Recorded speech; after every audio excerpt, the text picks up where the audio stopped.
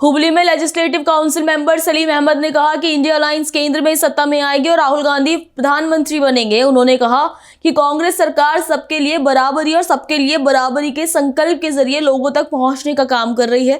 सलीम अहमद ने बीजेपी सरकार पर निशाना साधते हुए कहा कि पीएम मोदी ने अपने भाषण में विदेश से पैसा लाने और 15 लाख रुपए निवेश करने का वादा किया था, लेकिन उन्होंने युवाओं को नौकरी नहीं दी, न ही किसानों का कोई विकास किया है। साथ ही कहा कि बीजेपी को अगले चुनाव में 100 सीटें भी नहीं मिलेंगी। ಇಷ್ಟು ಕಾನೂನು ಸುವ್ಯವಸ್ಥೆ ಬಗ್ಗೆನೂ ಪ್ರಶ್ನೆ ಜನ ಪ್ರಶ್ನೆ ಮಾಡ್ತಿದ್ದಾರೆ. ಏನು ಸರ್ ಈ ಬಗ್ಗೆ? ಡ್ರಗ್ಸ್ ನಿಲ್ಲಿಸೋದು ನಮ್ಮ ಧರ್ಮ, ಸರ್ಕಾರದ ಕರ್ತವ್ಯ. ಇದು ಏನೋ ನಾನೇನು ಜಸ್ಟಿಫೈ ಮಾಡಕ್ಕೆ ಹೋಗ್ತಾ ಇಲ್ಲ. ಇದರಲ್ಲಿ ಸಾಕಷ್ಟು ವರ್ಷಗಳಿಂದ ಯಾವುದು ಆ ಸರ್ಕಾರ ಈ ಸರ್ಕಾರ ಅಂತ ಅಲ್ಲ, ಈ ಡ್ರಗ್ಸ್ ಮೆನೆಸ್ ಆಲ್ರೆಡಿ ಇದೆ. ವಿಶೇಷವಾಗಿ ಈ ಮಕ್ಕಳ ಟ್ರ್ಯಾಪ್ ಮಾಡೋ ರೀತಿ ಮಾಡ್ತಾ ಇದ್ದಾರೆ. ಯಾವುದೇ ಇರಲಿ, ನಮ್ಮ ಸರ್ಕಾರ ಇರ್ಬೋದು, ಯಾರ ಬಂದು ಹಿಟ್ ಕೊಟ್ಟಿರ್ಬೋದು, ನಾವು ನಿರ್ದಾಕ್ಷಿಣ್ಯ ಕ್ರಮ ತಗೊಳ್ಳೋಂಥ ಕೆಲಸ ನಾವು ಮಾಡ್ತಾ ಇದ್ದೀವಿ. ಈಗಾಗಲೇ ಹೋಮ್ ಮಿನಿಸ್ಟ್ರಿ ಇರ್ಬೋದು, ಚೀಫ್ ಮಿನಿಸ್ಟ್ರಿ ಈಗಾಗಲೇ ಮಾಹಿತಿ ಕೊಟ್ಟಿದ್ದಾರೆ. ಇದಕ್ಕೆ ಯಾವುದೇ ಕಾಂಪ್ರಮೈಸ್ ಮಾಡೋದೇ ಇಲ್ಲ ಯಾವ ಕಾರಣಕ್ಕೆ. ಅದರಲ್ಲಿ ಕೆಲವು ಅಧಿಕಾರಿಗಳು ಕೂಡ ಪೊಲೀಸ್ ಅಧಿಕಾರಿಗಳು ಕೂಡ ಶಾಮೀಲಾಗಿದೆ ಅಂತ ಮಾಹಿತಿ ಕೂಡ ಇದೆ. ಅವರ ಮೇಲೂ ಕೂಡ ನಿರ್ದಾಕ್ಷಿಣ್ಯವಾಗಿ ನಾವು ಕ್ರಮ ತಗೊಳ್ತೀವಿ. ಇದು ನಮ್ಮ ಬದ್ಧತೆ. ಅವ್ರೇನು ಪ್ರಶ್ನೆ ಪಾಪ ಕೇಳ್ತಾರೆ, ಪ್ರಶ್ನೆ ಅವಾಗ ನಿಲ್ಲಿಸ್ತೇವೆ. ಯಾರು ನೀವು ಕೇಳಿದ? ನೀವು ಕೇಳಿದೆ, ಕೇಳಿ ಪರವಾಗಿಲ್ಲ, ಅವ್ರು ಕೇಳಿ ಸೇಮ್. ಯಾವ ತುಷ್ಟೀಕರಣ ಅಲ್ಲ, ಕಷ್ಟದ ಜನರಿಗೆ ನಾವು ಸಹಾಯ ಮಾಡ್ತೀವಿ ಅಷ್ಟೇ. ನಮ್ಮ ಸರ್ಕಾರದ ಬದ್ಧತೆ. ಯಾರು ಸಮಸ್ಯೆಲಿದ್ದಾರೆ, ಯಾರಿಗೆ ನ್ಯಾಯ ಸಿಗಬೇಕು ಅವ್ರಿಗೆ ನ್ಯಾಯ ಕೊಡ್ತೀವಿ. ಯಾವುದೇ ತುಷ್ಟೀಕರಣ ಇಲ್ಲ. ಅದಕ್ಕೆ ಕರ್ನಾಟಕ ಸರ್ವ ಜನಾಂಗದ ಶಾಂತಿಯ ತೋಟ ಅಂತ ನಾವು ಹೇಳೋದು. ಅದರಿಂದ ಯಾರಿಗೂ ಅಂಥದ್ದು ಕೇವಲ ಬಿಜೆಪಿ ಇದೇ ಕೆಲಸ, ಬೇರೆ ಏನು ಕೆಲಸ ಇಲ್ಲ. ಬೇರೆ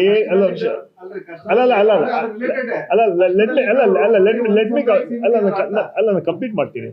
ಬಿಜೆಪಿ ಅವ್ರಿಗೆ ಬೇರೆ ಏನು ಉದ್ಯೋಗ ಇಲ್ಲ, ಯಾವುದೋ ಇದೇ ಕೆಲಸ. ಏನಂತ ಹೇಳಿದ್ರೆ ಏನು ಮಾತಾಡಿದ್ರೆ ಅಲ್ಪಸಂಖ್ಯಾತರು ಬಹುಸಂಖ್ಯಾತರು ಇದನ್ನು ಹೇಳ್ಬಿಟ್ಟು ಜಗಳ ಹಾಕಿಸೋದೇ ಕೆಲಸ. ಅದನ್ನ ಬಿಡಿ. ನಾನು ಈಗಾಗಲೇ ಹೇಳಿದೆ ನೇರವಾಗಿ. ನಾನು ಆ್ಯಕ್ಚುಲಿ ಸಂಪೂರ್ಣವಾಗಿ ಅದು ಡೀಟೇಲ್ಸು ನಾನೀಗ ಏನು ಹೇಳೋಕ್ಕಾಗಂದ್ರೆ ಆಗಲಿ ಮುಖ್ಯಮಂತ್ರಿಗಳು DCM ಎಲ್ಲ ಆಲ್ರೆಡಿ ಹೇಳಿಕೆ ಕೊಟ್ಟು ಪ್ರೆಸ್ ಕಾನ್ಫರೆನ್ಸ್ ಮಾಡಿದ್ದಾರೆ. ಸೊ ಆಲ್ರೆಡಿ ಉಪಮುಖ್ಯಮಂತ್ರಿಗಳು ಹೇಳಿದ್ದಾರೆ, ಯಾರು ನ್ಯಾಯಯುತವಾಗಿ ಸಿಗಬೇಕು ಅಂಥವ್ರಿಗೆ ನಾವು ಕೊಡ್ತೀವಿ ಅಂತ. ಅದು ಯಾವ ಪ್ರೆಷರು ಇಲ್ಲ ಅಂತ ಮಾತ್ರ ಈಗಾಗಲೇ ಹೇಳಿದ್ದಾರೆ. ಆರೋಪ ಮಾಡ್ತಾರೆ, ಅದು ಎಲ್ಲೆಲ್ಲಿ ಕೊಡಬೇಕು ಅಲ್ಲಿ ಕೊಡ್ತೀವಿ ನಾವು. ಏನು ಸರ್ಕಾರ ಇವತ್ತೇ ಮುಗಿಯೋದಿಲ್ಲ, ಇನ್ನು 2 ವರ್ಷ ಇದೆ. ಎಲ್ಲ ಸರಿ ಇದೆ, ಸರಿ ಮಾಡ್ತೀವಿ, ಅದು ತಪ್ಪೇನಿಲ್ಲ. ನಿಗಮಗಳಿಗೆ ಬರಬೇಕಾದಂತ ಅನುದಾನ ಅಲ್ಲ, ಅದನ್ನು ನಿಭಾಯಿಸೋ ಶಕ್ತಿ ಸರ್ಕಾರಕ್ಕಿದೆ. ಈಗ ನಾವು ನಮ್ಮ ಯಾವುದೇ ಒಂದು ಕಾರ್ಯಕ್ರಮ ನಾವು ಕೊಟ್ಟಿದ್ದೀವಿ, ಅದು ಸಾಧಕ ಬಾಧಕಗಳು ಕೊಡ್ತೀವಿ. ಎಲ್ಲೂ ಸಣ್ಣ ಪುಟ್ಟ ಡಿಲೇ ಆಗತ್ತೆ ಪೇಮೆಂಟ್. ಆ ಸಂಸ್ಥೆ ಸರ್ಕಾರ ಸಂಸ್ಥೆ ತಾನೇ ಅದು, ಅದಕ್ಕೆ ನಾವೇ ಹಣ ಕೊಡಬೇಕು. ಆದರೆ ಯಾರಿಗೆ ಮುಟ್ಟುತ್ತದೋ ಆ ಮಹಿಳೆಯರಿಗೆ ಮುಟ್ಟುತ್ತೆ, ಅದು ನಾವು ಮಾಡ್ತೀವಿ. ಆ ದುಡ್ಡಿಗೆ ಸೇರಿಸೋಂಥದ್ದು ಅಥವಾ ಅದಕ್ಕೆ ಸರ್ಕಾರ ಕೊಡುವಂಥ ಕೆಲಸ ಅದ್ರ ಮೂಲಕ ನಾವು ಮಾಡ್ತೀವಿ. ನಮ್ಗೇನು ತೊಂದರೆ ಇಲ್ಲ. ಕಾರ್ಯಕ್ರಮ ನಿಲ್ಲದ, ಯಾವುದೇ ಕಾರಣಕ್ಕೂ ಕಾರ್ಯಕ್ರಮ ನಿಲ್ಲದು. ಯಾವ ಸರ್ ಕೊನೆಯಾಗಿ ಗೂಗ್ಲಿ ಆಗ್ತದೆ. ಯಾವ ಸಮಸ್ಯೆ ಸರ್? ಯಾವ ಸಮಸ್ಯೆ ಅಲ್ಲ, ಜನ ಯಾವ ಸಮಸ್ಯೆ ನೋಡಿ sir, let me make it very clear to you.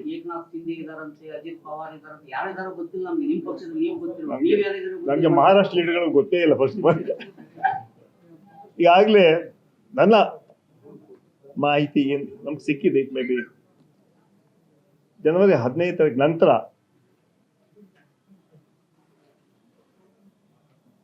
Cabinet expansion ಬಗ್ಗೆ ಚರ್ಚೆ ಆಗ್ಬೋದು. ಅಂತಿಮವಾಗಿ ಪಕ್ಷದ ವರಿಷ್ಠರು, ಮುಖ್ಯಮಂತ್ರಿಗಳು, ಉಪಮುಖ್ಯಮಂತ್ರಿ ತೀರ್ಮಾನ ತಗೊಳ್ತಾರೆ. ಅದೇ ಚರ್ಚೆ ಇದೆ.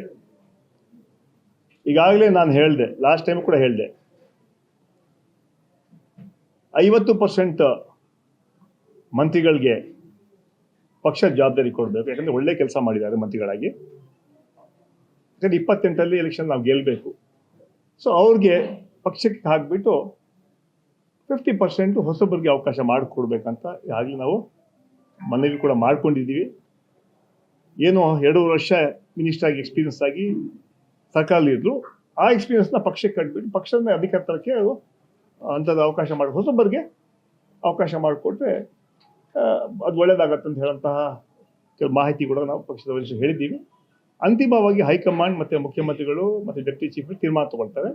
ಬಟ್ ಫೆಬ್ರವರಿ 15 ನಂತರ ಸಂಪುಟ ಪುನರ್ರಚನೆ ಜನವರಿ 15 ನಂತರ ಅಲ್ಲಿ ಹಬ್ಬ ಇದೆಯಲ್ಲ, ಹಬ್ಬ ನಂತರ ಸಂಪುಟ ಪುನರ್ರಚನೆ ಬಗ್ಗೆ ಚರ್ಚೆ ಆಗೋ ಸಾಧ್ಯತೆ ಇದೆ. ಅದು ನಮ್ಗೆ ಬಿಡ್ಬಿಡಿ. ನಾವು ನಮ್ಮ ಪಕ್ಷದ ಮುಖಂಡರ ಅಲ್ಲ ಪಕ್ಷದ ಮುಖಂಡರು ಯಾರು ಮಾಡಿರ್ಬೋದು ಪಕ್ಷದ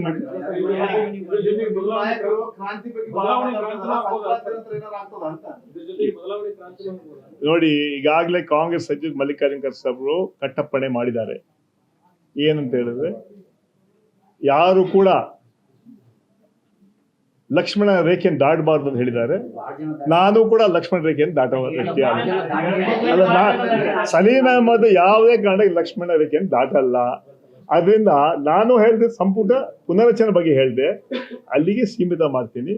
ಅದು ಮುಖ್ಯಮಂತ್ರಿಗಳ ಬಗ್ಗೆ ಮಾತನಾಡ್ತಾ ದೊಡ್ಡ ವ್ಯಕ್ತಿ ನಾನಲ್ಲ.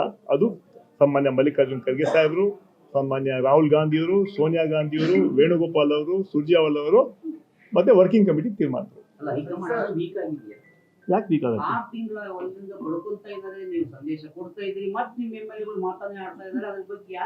ಅಲ್ಲ ಸ್ವಾಮಿ,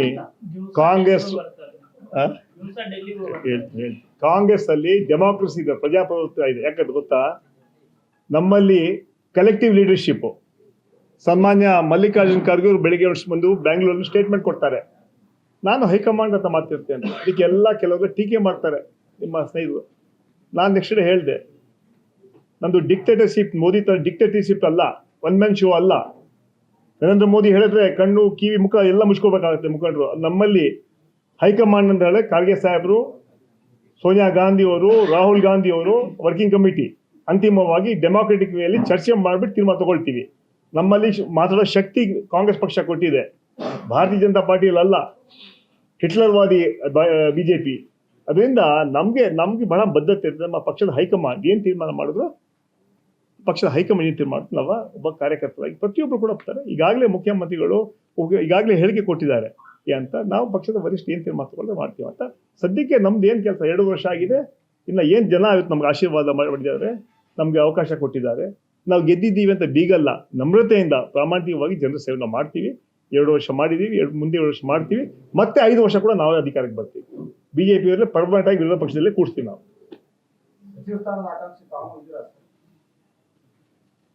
2023 ಮೊದಲೇ ಕ್ಯಾಬಿನೆಟ್ ಅಲ್ಲಿ ನಾನು ಬರಬೇಕಾಗಿತ್ತು. KPCC ಕಾರ್ಯದರ್ಶನಾಗಿ ಅಡ್ಮಿನಿಸ್ಟ್ರೇಷನ್ ಹಾಗೂ ಆರ್ಗನೈಸೇಷನ್ ನಾನು ಇನ್ಚಾರ್ಜ್ ಆಗಿ ಕೆಲಸ ಮಾಡಿದೆ. 4 ವರ್ಕಿಂಗ್ ಪ್ರೆಸಿಡೆಂಟ್ ಅಲ್ಲಿ 3 ಜನಕ್ಕೆ ವರ್ಕಿಂಗ್ ಪ್ರೆಸಿಡೆಂಟ್ಗೆ ಅದು ಮಾಡಿದ್ರು. ಎಲ್ಲೋ ನನಗೆ ಅವಕಾಶ ಸಿಗಲಿಲ್ಲ. ಆದರೂ ಈಗ ಮುಂದಿನ ಕ್ಯಾಬಿನೆಟ್ ಅಲ್ಲಿ ಅವಕಾಶ ಸಿಗ್ಬೋದು ಅಂತ ವಿಶ್ವಾಸ ಇದೆ. ಅದರಲ್ಲೂ ವಿಶೇಷವಾಗಿ ಕಿತ್ತೂರು ಕರ್ನಾಟಕ ಭಾಗದಲ್ಲಿ ಕಳೆದ 20 ವರ್ಷಕ್ಕಿಂತ ಜಾಸ್ತಿ ಅಲ್ಪಸಂಖ್ಯಾತರಿಗೆ ಅವಕಾಶ ಸಿಕ್ಕಿಲ್ಲ ಅಂತ ಕೂಗು ಈಗಾಗಲೇ ನಾನಲ್ಲ, ಅಲ್ಪಸಂಖ್ಯಾತರು ಮಾತ್ರ ಅಲ್ಲ, ಬಹುಸಂಖ್ಯಾತರು ಕೂಡ ಅವರು ಈ ಭಾಗದ ಶಾಸಕ ಸಲೀಂ ಅಹಮದ್ ನಾವು ಮಂತ್ರಿಯಾಗಿ ನೋಡ್ಬೇಕಂತ ಬಯಸ್ತಾ ಇದ್ದಾರೆ. ಪಕ್ಷದ ಅಂತಿಮ ತೀರ್ಮಾನ ತಗೊಳ್ಳುತ್ತೆ. ಬಟ್ 22 ವರ್ಷದಿಂದ ಈ ಭಾಗಕ್ಕೆ ಕೊನೆಗೆ ಜಬ್ಬಾರ್ ಖಾನ್ ಹೊನ್ನಳ್ಳಿ ಒಂದು ಮಿನಿಸ್ಟರ್ ಆಗಿದ್ದು ಕೋಲಿಷನ್ ಗೌರ್ಮೆಂಟ್ ಅಲ್ಲಿ, ಆದ್ಮೇಲೆ ಆಗ್ಲಿಲ್ಲ. ಈ ಭಾಗದಲ್ಲಿ ಅಲ್ಪಸಂಖ್ಯಾತರು ಆಗ್ಬೇಕಂತ ಒಂದು ವಿಚಾರ ಚರ್ಚೆಗೆ ಬರ್ತಾ ಇದೆ. ಸೊ ಈ ಭಾಗದ ಒಬ್ಬ ಮುಖಂಡರಿಗೆ ಸಿಗ್ಬೇಕಂತ ಜನ ಹಂಬಲಿಸ್ತಾ ಇದ್ದಾರೆ. ಮಂತ್ರಿ ಆಗೋ ವಿಶ್ವಾಸ ನನಗಿದೆ. ಬಟ್ ಅಂತಿಮವಾಗಿ ಪಕ್ಷ ತೀರ್ಮಾನ.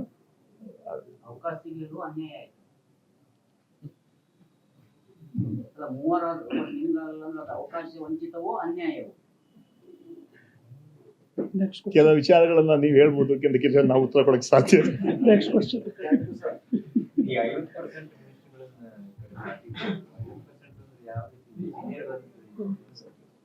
ಅದು ಪಕ್ಷ ತೀರ್ಮಾನ ತಗೊಳುತ್ತೆ. ನಮ್ಮ ಏನ್ ಹೇಳಿದ್ರೆ 50% ಏನು ಒಳ್ಳೆ ಕೆಲಸ ಮಾಡಿದ್ದಾರೆ ಮಂತ್ರಿಗಳು, ಅವ್ರಿಗೆ ಒಂದು 50% ಬೇರೆ ಪಕ್ಷ ಸಂಘಟನೆ ಹಾಕಿದ್ರೆ ನಮ್ಮ ಅಧಿಕಾರಕ್ಕೆ ಬರೋಕ್ಕೆ ಅವಕಾಶ, ಹೊಸ ಅವಕಾಶ ಸಿಗುತ್ತೆ ಅಂತ ಈಗಾಗಲೇ ನಾವು ಹೇಳಿದ್ದೀವಿ. ಬಟ್ ತೀರ್ಮಾನ ತಗೊಳುತ್ತೆ ಅಂತಿಮವಾಗಿ. ಅದು ನಮ್ಮ ಬೇಡಿಕೆ ಭಾವನೆ. ಬಟ್ ಅಂತಿಮವಾಗಿ ತೀರ್ಮಾನ ಹೈಕಮಾಂಡ್ ತಗೊಳುತ್ತೆ. ಅದು 50% ಮಾಡ್ತಾರೋ, ಅಲ್ಲ 20% ಮಾಡ್ತಾರೋ, ಇಲ್ಲ 10% ಮಾಡ್ತಾರೋ ತೀರ್ಮಾನ. But as A party worker, leader, ನಮ್ಮ ವ್ಯೂ ಏನಿದೆ ಹೈಕಮಾಂಡ್ ತಿಳಿಸಿದ್ದೀವಿ, ತಮಗೆ ಸಂದೇಶ ಕೊಟ್ಟಿದ್ದೀವಿ ಅಷ್ಟೇ. ಅದು ಯಾರು ಕೊಟ್ಟೆ ಅಂತ ಹೇಳಿ ಅವ್ರು ಕೇಳಿದ್ರು, ಅದಕ್ಕೆ ಉತ್ತರ ಇಲ್ಲ.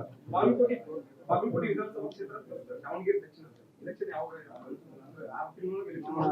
ಹೌದು ಹೌದು, ಈಗ ಅದು ಮತ್ತೆ ಬಾಗಲಕೋಟೆ ಮತ್ತೆ ದಾವಣಗೆರೆ ಎರಡು ಆಗತ್ತೆ. ಬಹುಶಃ ಕೇರಳ ಎಲೆಕ್ಷನ್ ಜೊತೆ ಮಾಡುವ ಸಾಧ್ಯತೆ ಇದೆ. ಮಾರ್ಚ್ ಮೋಸ್ಟ್ಲಿ ಏಪ್ರಿಲ್ ಆಗುತ್ತೆ. ಎರಡೂ ಸೀಟು ನಾವು ಗೆಲ್ತೀವಿ. ಓಕೆ ಸರ್, ದಯವಿಟ್ಟು ಎಲ್ರಿಗೂ